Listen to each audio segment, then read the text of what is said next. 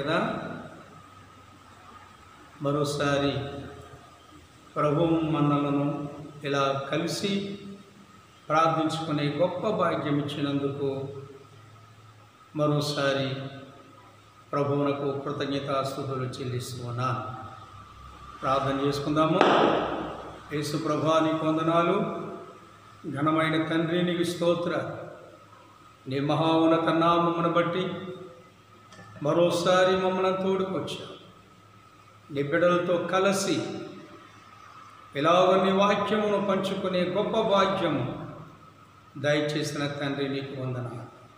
ఇప్పుడు మీరు వాక్యములో నుండి మాతోటి మాట్లాడుమని యేసు నామములో అడిగి వేడుకొనుచున్నాము తండ్రి.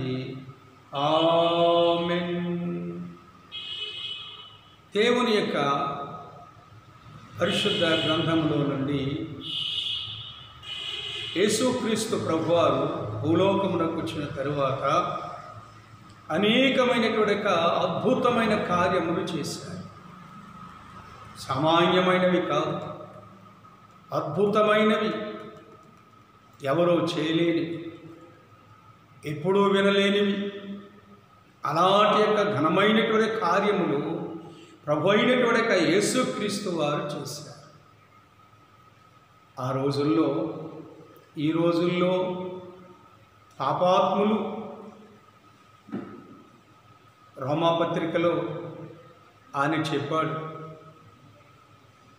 అందరూ పాపులే, దేవుడని గ్రహించిన మహిమను పొందలేనటువంటి పాపులం. కాబట్టి ఇలాంటి యొక్క పాపపు యొక్క ఈ లోకములోనికి యేసుక్రీస్తు వారు ఎందుకు వచ్చారు అనే మాటను మనము ధ్యానించితే, ఆయన పాపుల రక్షణకై ఆయన వచ్చి ఉన్నారు. పాపిని రక్షించుటకు ఆయన వచ్చి ఉన్నారు. ఏది పాపం ఏది కనబడదే అనుకోవచ్చు నీవు.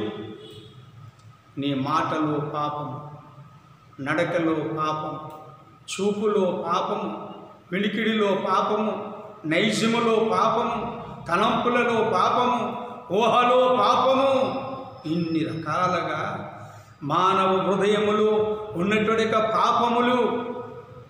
ఇలాంటి పాపాలతో మానవుడు భూలోకంలో ఉంటూ ఉన్నాడు కనుక మానవ హృదయములో నుండి పాపములనే ఉన్నవి.